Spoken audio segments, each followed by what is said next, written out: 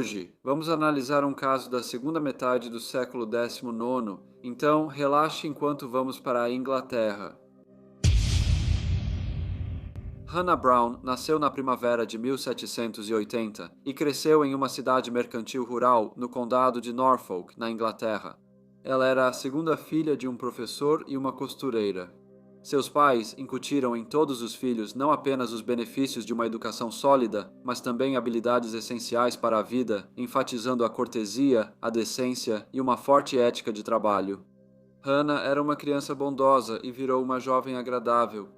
Ela era bastante alta, cerca de 1,73 metros, tinha o rosto longo e pálido, cabelos castanhos compridos e era conhecida por sua disposição amigável e gentil. Ela estava sempre disposta a ajudar e parecia ser capaz de resolver qualquer problema ou desafio que encontrasse. Aos 16 anos, ela começou a trabalhar como empregada em uma grande casa em Norfolk. Após 4 anos de serviço, ela decidiu se mudar para Londres.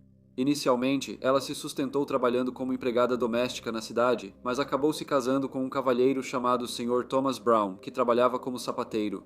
Infelizmente, o casamento deles era infeliz e, após 2 anos, Thomas partiu para viajar à Jamaica, onde pretendia reivindicar uma herança de um parente falecido.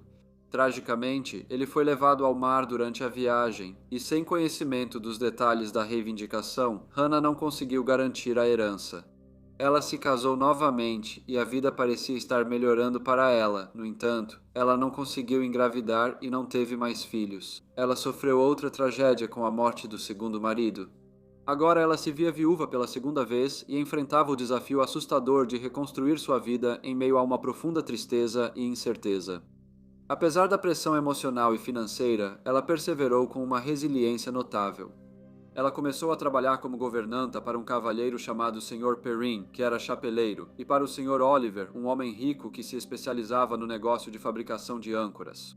Londres podia ser intimidadora, especialmente para uma mulher sozinha, mas Hannah tinha grande capacidade de adaptação, e as tragédias que ela havia experimentado em sua vida de alguma forma lhe deram força e determinação para superar a adversidade. Enquanto trabalhava como governanta, ela sofreu um acidente com uma colega, que arrancou seu brinco da orelha esquerda e deixou uma cicatriz permanente.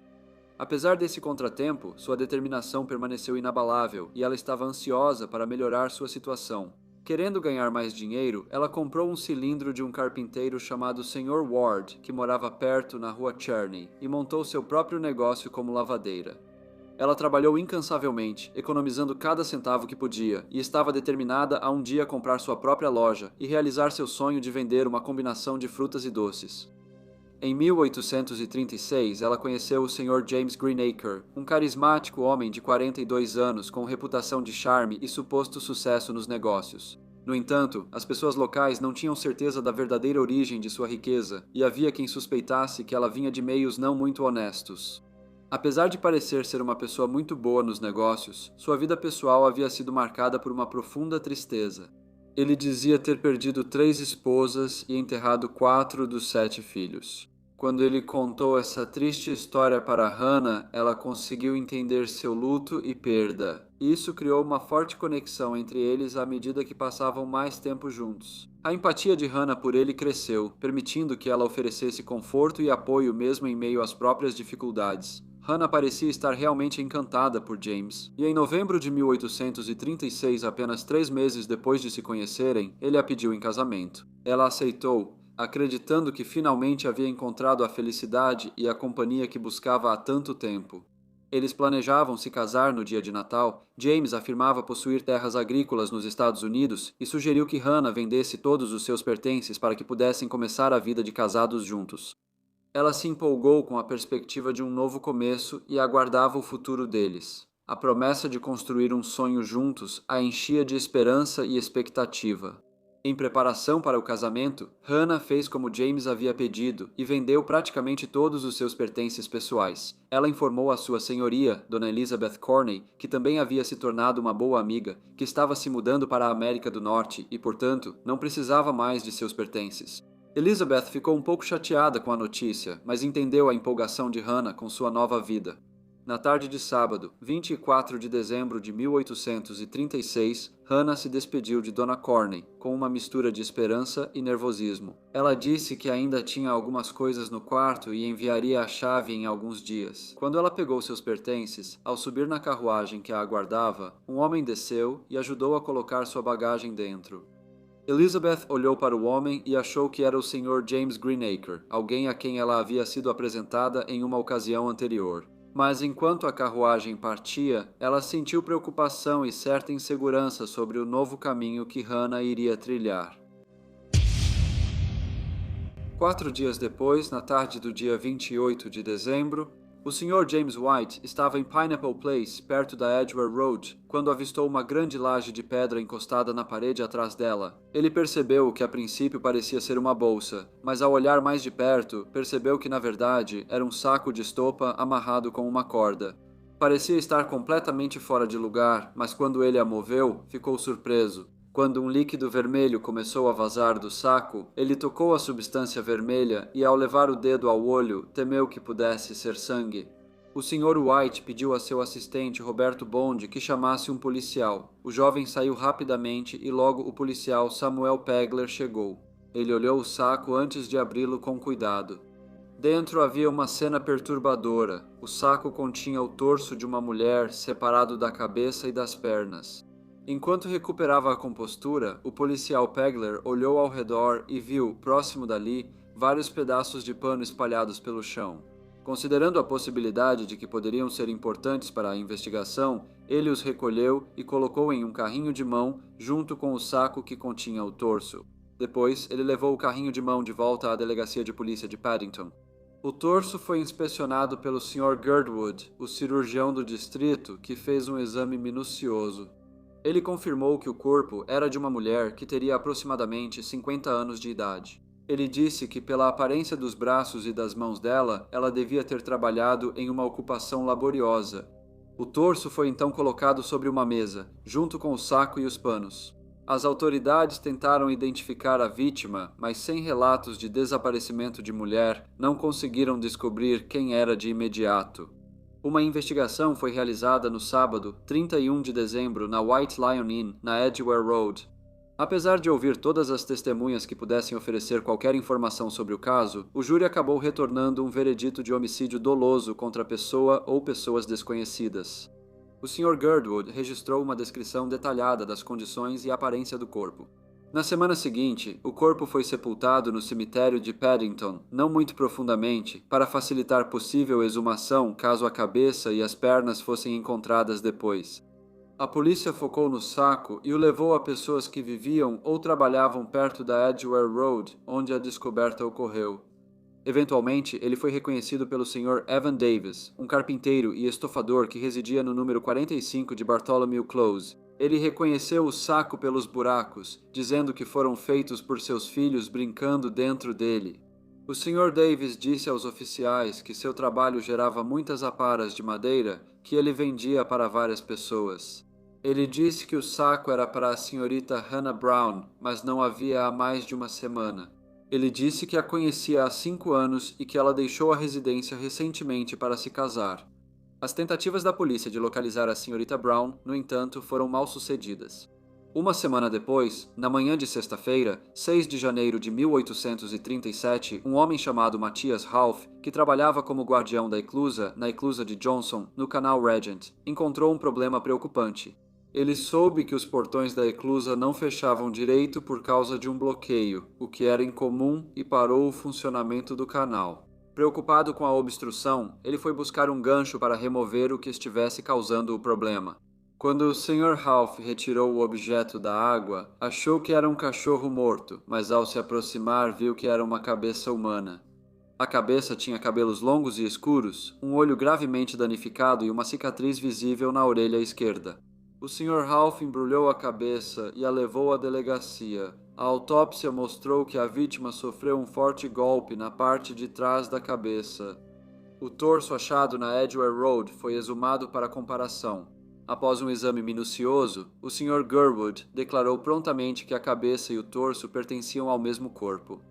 Na quinta-feira, 2 de fevereiro, um homem chamado James Page, que era operário e trabalhava em Cold Harbor Lane, entre Camberwell e Brixton, estava realizando suas tarefas diárias, quando ele inesperadamente tropeçou em um saco escondido entre alguns arbustos. Intrigado e um pouco alarmado, percebeu um buraco no saco do qual parecia sair um joelho humano.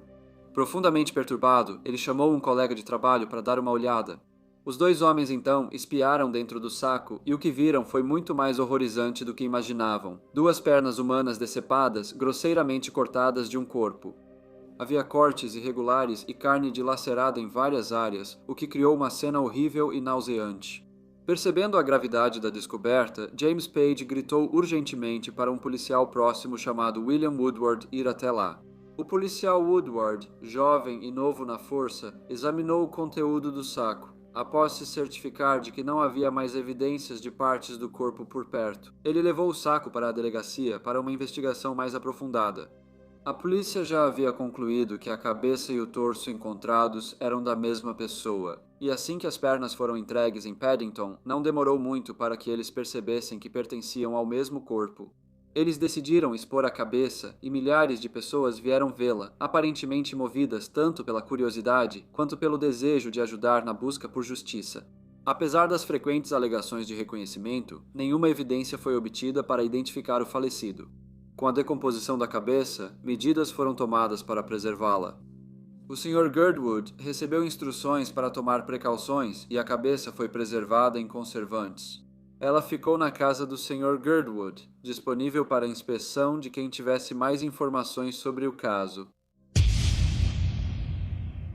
Nessa altura, Elizabeth Corney já estava preocupada porque Hannah Brown não recolheu seus pertences nem devolveu a chave. Ela conversou com seu marido, um cavalheiro chamado Sr. John Corney, que decidiu investigar. Ele foi falar com o Sr. Evan Davis para ver se ele sabia onde ela poderia estar. O Sr. Davis informou que não via nem tinha notícias de Hannah desde antes do Natal. Após conversar com o Sr. Corney e ouvir sobre a cabeça não identificada achada na eclusa de Johnson, ele passou a suspeitar que essa descoberta poderia estar ligada ao desaparecimento de Hannah. Muito preocupado, ele foi à delegacia de Paddington e contou suas suspeitas ao policial de plantão. Ele foi escoltado até a casa do Sr. Girdwood e questionado se podia identificar a cabeça. Após uma breve inspeção, seus piores temores foram confirmados quando o Sr. Davis disse que aquela era de fato a cabeça da Srta. Hannah Brown. Na mesma época, o irmão da Srta. Brown relatou o desaparecimento dela e, ao ver a cabeça, confirmou que era sua irmã. Agora, as autoridades tinham certeza de que o corpo era mesmo de Hannah Brown. Agora precisavam descobrir quem cometeu esse crime horrível. Logo eles chegaram à última casa conhecida da Srta. Brown, pertencente ao Sr. John e à Sra. Elizabeth Corney. A Sra. Corney disse ao inspetor George Felton que havia se despedido de Hannah no sábado, 24 de dezembro de 1836. Ela foi buscada em uma carruagem por um cavalheiro que, segundo ela, era o noivo de Hannah, o Sr. James Greenacre.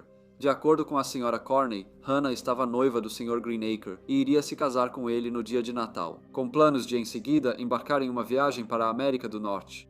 O inspetor Felter fez perguntas sobre o paradeiro do Sr. James Greenacre e logo soube que ele havia se mudado recentemente para uma casa na St. Albans Place, em Lambeth. Decidido a investigar, o inspetor foi ao endereço e encontrou o Sr. Greenacre com a Srta. Sarah Gale e uma criança de cerca de 4 ou 5 anos. Ele viu caixas e baús no chão, como se fossem embarcar em uma longa viagem, talvez ao exterior. O inspetor mandou os oficiais fazerem uma busca no local e logo encontraram itens interessantes. Entre eles havia um relógio de ouro, vários anéis e outras joias valiosas. Muitos itens encontrados foram depois confirmados como de Hannah Brown. Há também recibos de penhor de outros pertences que, ao serem investigados, eram itens que antes pertenciam a Hannah. A busca também revelou um vestido de criança, que havia sido remendado com um tecido igual ao encontrado próximo ao saco que continha o torso. Foi observado que 2 quartos pareciam ter sido cuidadosamente limpos e havia forte cheiro de enxofre. Essas descobertas forneceram evidências cruciais para a investigação e fortaleceram o caso contra o Sr. James Greenacre. Antigos vizinhos dos suspeitos do carpinteiro foram entrevistados e esclareceram mais sobre as ações dele e da Srta. Sarah Gale. Esses vizinhos revelaram que, desde outubro do ano anterior, a senhorita Gale vinha circulando pela região, dizendo a todos que era a senhora Greenacre. E embora todos soubessem que o casal não era legalmente casado, tratavam-nos como marido e mulher, pois não sabiam que James Greenacre tinha outras conhecidas. A polícia seguiu vasculhando a casa do Sr. Greenacre e achou um serrote e uma faca, que os investigadores pensam terem sido usados para desmembrar o corpo. Essa descoberta macabra reforçou a suspeita de que o Sr. James Greenacre não só tinha o motivo, mas também os meios para cometer esse crime horrível. O Sr. Greenacre foi então acusado do assassinato da senhorita Hannah Brown. O julgamento no Tribunal Criminal Central foi presidido pelo juiz-chefe Sir Nicholas Tyndall e começou na segunda-feira, 10 de abril de 1837. A acusação foi liderada por John Adolphus e Sir William Henry Bodkin, que apresentaram um caso convincente contra James Greenacre. Afirmaram que a proposta de casamento dele para Hannah Brown era só uma fachada para atraí-la a uma armadilha mortal. Afirmaram que o Sr. Greenacre não tinha bens ou dinheiro e nunca quis se casar com Hannah. Em vez disso, todo o episódio foi um plano premeditado para roubar dela tudo o que possuía. Eles alegaram que após o assassinato, o réu planejava fugir para a América com sua cúmplice, a senhorita Sarah Gale. As evidências médicas apresentadas durante o julgamento tornaram-se um ponto focal de intenso debate. 3 cirurgiões, Dr. Gilbert Finlay Girdwood, Dr. James Hunter Lane e Dr. James Burt Whistle, testemunharam sobre a natureza dos ferimentos encontrados no corpo de Hannah Brown. Apesar de divergências sobre quando os ferimentos ocorreram, os 3 cirurgiões concordaram que o ferimento perto do olho esquerdo de Hannah foi causado enquanto ela estava viva. A acusação sustentava que esse ferimento não foi causado por uma simples queda. Em vez disso, eles concluíram que ela havia sido atingida no rosto, o que a fez cair para trás contra uma superfície dura. Acreditando que ela estava morta, o Sr. Greenacre esquartejou o corpo para tentar ocultar o crime. Em sua defesa, James Greenacre admitiu ter matado Hannah Brown acidentalmente, alegando que isso aconteceu após uma disputa financeira antes do casamento planejado. Ele afirmou que não queria machucá-la e, ao perceber que ela morreu, entrou em pânico e esquartejou o corpo para ocultar as provas. O Sr. Greenacre negou veementemente o envolvimento de Sarah Gale no assassinato. Quando o julgamento terminou, o júri deliberou por apenas 15 minutos antes de considerar o Sr. James Greenacre culpado de assassinato e a senhorita Sarah Gale culpada de acobertar e lucrar com um crime. Como resultado, o Sr. Greenacre foi condenado à morte, enquanto Sarah Gale foi condenada à deportação perpétua. Punição severa que a enviaria para uma colônia penal enquanto aguardava a execução dele na prisão. O Sr. Greenacre mostrava pouco interesse por orientação espiritual e, embora às vezes lesse textos religiosos, passava a maior parte do tempo escrevendo. Ele reclamava aos oficiais visitantes sobre boatos falsos sobre seu passado, principalmente a acusação de ter matado uma criança que teve com a senhorita Gale. Ele afirmou que a criança morreu de causa natural, mas admitiu tê-la deixado fora da porta do Sr. Dale, na rua Rupert, em Haymarket. Depois disso, a criança foi enviada ao asilo St. James e 9 meses depois morreu. Senhorita Gale confirmou sua declaração quando questionada separadamente. Dias antes da execução, ele escreveu 2 cartas para seus assistentes jurídicos, Sr. Price e Sr. Hobler. Nessas cartas, ele reafirmou que a morte da senhorita Brown foi acidental e que a senhorita Gale era totalmente inocente de envolvimento. Apesar de suas alegações de inocência, James Greenacre foi enforcado do lado de fora da prisão de Newgate, diante de uma grande e barulhenta multidão, em 2 de maio de 1837. Alguns meses depois, Sarah Gale foi colocada em um navio e transportada para a colônia de Nova Gales do Sul. Olá a todos e muito obrigado por ouvirem. Como de costume, por favor deixem quaisquer comentários ou sugestões que vocês tenham e espero vê-los novamente no próximo Briefcase.